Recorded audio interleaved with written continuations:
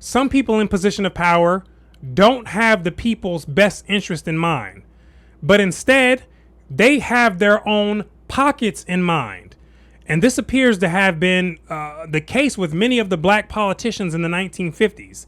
And so Dr. E. Franklin Frazier, he explains this in his book, Black Bourgeoisie, how the black political leaders worked with the white political leaders to promote their own interests. And so let's open up right now to page 86, where it says this. Since the black bourgeoisie is composed chiefly of white-collar workers, and since its small business enterprises are insignificant in the American economy, the black bourgeoisie wields no political power as a class in American society. Nor does the black bourgeoisie exercise any significant power within the Negro community as an employer of labor. Its power within the Negro community stems from the fact that the middle-class Negroes hold strategic positions in segregated institutions and create and propagate the ideologies current in the Negro community. In the political life of the American society, the Negro political leaders, who have always had a middle-class outlook, follow an opportunistic policy. And the middle-class outlook or values he's referring to in this book are mainly placing a high value on material goods, also status, right? And so he says the Negro political leaders follow an opportunistic policy, which we'll see in more detail as we continue reading.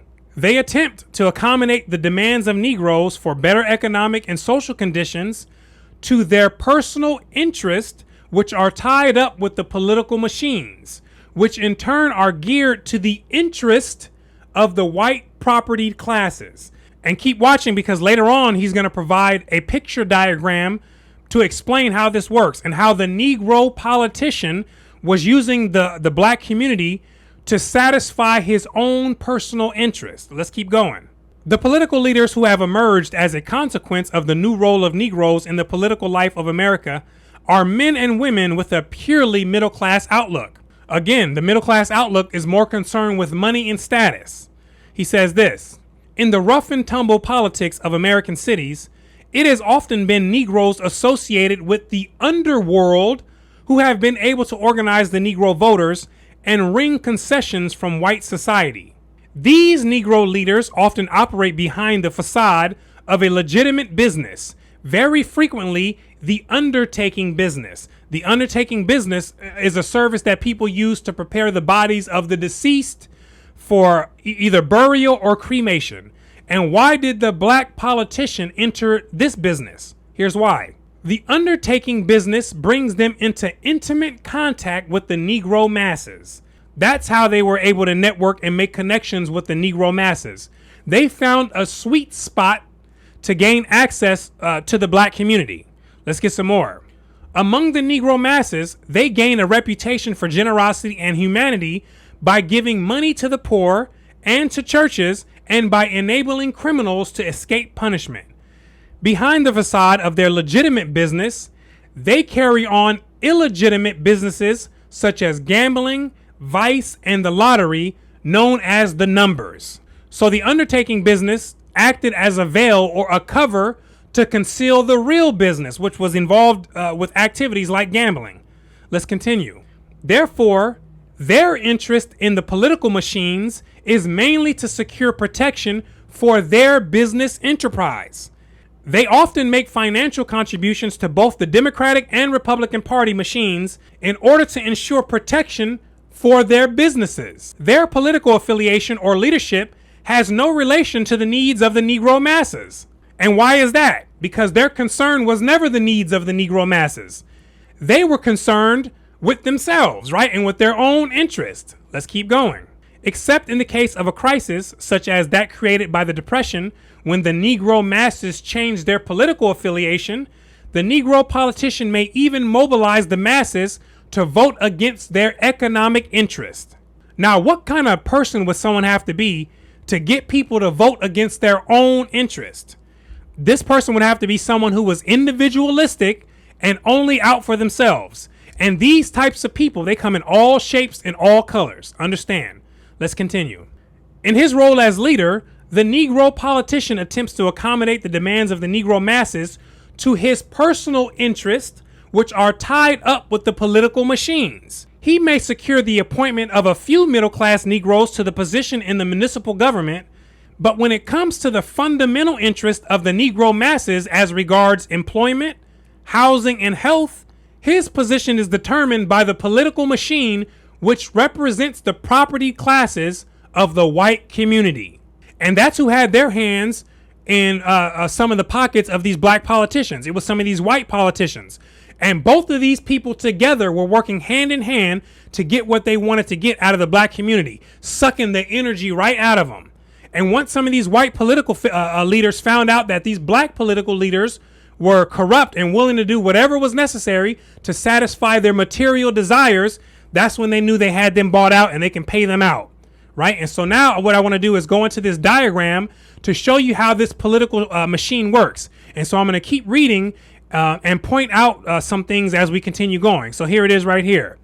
And it says, the economic and political life of this small northern city, which borders a southern state, is dominated by a large manufacturing corporation, which is right here on this image, right? This is the large corporation which powers the machine.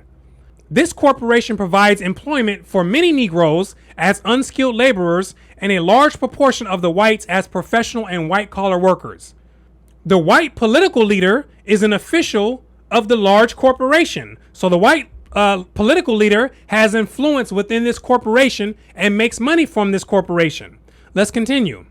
At the same time, he is the owner of several local business enterprises, including a cinema and a restaurant, neither of which admits Negroes. So he owns multiple businesses and he makes money in multiple ways. Now watch what he does with this money. The white political leader finances the business enterprises of the Negro political leader, who owns a cinema attended solely by Negroes. So some of these white political leaders were in the pockets of some of these Negro political leaders and were financing their businesses, which were really cover-ups for the illegal businesses that they had going on, like the gambling and the other underworld activities that Dr. Frazier talked about. So both the white and the blacks were corrupt, right? The white politician knew that the black politician was doing all these corrupt activities and he was funding it. And the black politician was corrupt because he was the one who was actually doing it, right? And he was misguiding the people, right? The people that he was supposed to be looking out for. Let's continue. When the Negroes started a campaign for the admission to the white cinema and the white restaurant, the Negro political leader discouraged them and urged them to be loyal to Negro business enterprises. On the national scene, the white political leader plays the role of a friend of Negroes. You see that? He plays the role of the friend to the Negroes, right? Whatever role that needs to be played, these people will play it, right? They'll play the game the whole way. Let's continue. He is influential in securing a contribution from the larger corporation to a fundraising campaign for Negro education, of which he is a director. And a director is involved in the decision-making process for the organization, right? So he's funding it. And on top of that, he has a seat in there, which means that he's also controlling it. Let's continue. Moreover, he consented to become a trustee of a Negro college in the South, which receives money from the fundraising campaign. In the eyes of the black bourgeoisie of this city, some of whom send their children to the Negro college, he is a friend to the Negro. The few Negro intellectuals who have dared to express disapproval of the existing system of control over race relations have been labeled communist. And this situation, where many of the political leaders have their own interest in mind, is still a case today in the black community and other communities as well. And in the black community, there are very little people who speak up and say something about it, because most of those people in there, they don't care about the people. They have their own interest in mind, right? Just like the doctor's saying in this book. And the ones that do speak up, they're not favored in that community. I want to talk to you about a variety of your views, but first of all, I'd like to know, why in your mind do you believe that the kinds of views you have as a black person don't get traditional treatment in the general press? I think because the views that I have, although they're like the views that you'll find in the black community, they're not like the views that you'll find among the black leadership. Those people, the leaders of organizations like the NAACP, people like Jesse Jackson, have a certain set of views which meets their needs, which do not meet the needs of black people.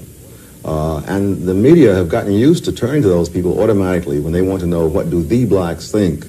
And so I'll see a succession of people on television saying things just the opposite of what blacks believe, as shown by innumerable polls. For example, most blacks have voted for vouchers, or in polls they've said they like vouchers. They've said that they don't like having their kids bused. They say that they want tighter, stronger control of crime because they're among the chief victims of crime, particularly murder. And yet, you'll find the black civil rights leaders going in just the opposite direction. They want to loosen crime control. They want to make it harder to convict people, easier for people to get loose.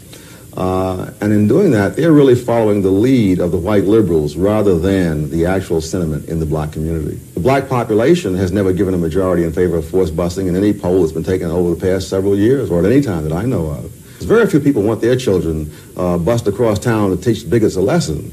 They want their kids bused across town if there's going to be some better education there. But you get people who are crusaders, they want someone else's kids bused. Their kids are never bused, whether it's blacks or whites, NAACP lawyers, liberal judges, congressmen, whatnot. Their kids are never bused. It's always someone else's kids they want to experiment with. Most parents don't want their kids experimented with. They want them educated. Because of some of the views that you take, which are considered by the professional civil rights leaders who are traditional Democrats, they say that you are insensitive, and they're concerned that if you become a prominent person in the Reagan administration, that you will harm black people. And one NAACP official is quoted as saying the following, quote, "He," referring to you, "would play the same kind of role which historically the house played for the plantation owners. He could mete out the straight discipline. No matter how inhumanely administered, it would be presumed more acceptable because the hands of the disciplinarian are black," end of quote. Pure this kind of contemptible business is typical of what you find among people who have no arguments, no facts, no evidence, and who simply have to defend themselves in the positions they've taken. I think the NAACP itself is much more in the image of the house that they are simply the end of the civil rights of the liberal white establishment. They follow wherever the head leads, and if that leads them to destroy opportunities for blacks, they do it because that keeps them in with the white philanthropists who support them, the white media who back them up in the editorial columns and elsewhere. It's typical of the kind of garbage to which they're reduced by the lack of anything better that they can offer. Is Jesse Jackson good for African Americans or not? He's not. Good for himself. Good for himself. And that's true of most ethnic leaders in most groups in most countries in most periods of history. That what will serve his interest is to keep people paranoid, dependent upon him, dependent upon government. What will serve their interest is typically just the opposite. That's pretty interesting. So you're saying that the leaders, whatever group, leader, wants the people to be poor and dependent on them as opposed to dependent on themselves. Oh, absolutely. What would Sterling Allen Brown want to say to Al Sharpton and the protesters in Ferguson today? I don't know. What would you say to them, to Al Sharpton and? Well, I'm sure it couldn't be repeated on television, but I would say nothing actually. Why is that? I am sure that Jesse Jackson makes 10 times as much money a year as I do. And I don't think I should take on the project of convincing somebody to reduce his income by 90%. All right. There you have it. So thank you for watching all the way into the end. My name is Brooklyn St. Michael, and I'll see you in the free world.